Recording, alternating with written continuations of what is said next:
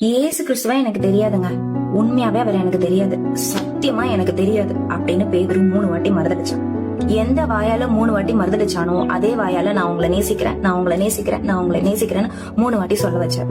ஆனா நல்ல ஆழமா பைபிளை தேடி படிச்சீங்கன்னா அதுல ஒரு இன்ட்ரெஸ்டிங்கான ஒரு ஃபேக்டர் என்னன்னா, பேதுரு மறுதளிச்ச இடத்துலயும் கரி நெருப்பு இருந்துச்சு. இங்க உயிர்த்ததுக்கு அப்புறம் ஏசு கிறிஸ்து பேதுரு கிட்ட கேட்கும் போது அங்கேயும் கரி நெருப்பு இருக்குது.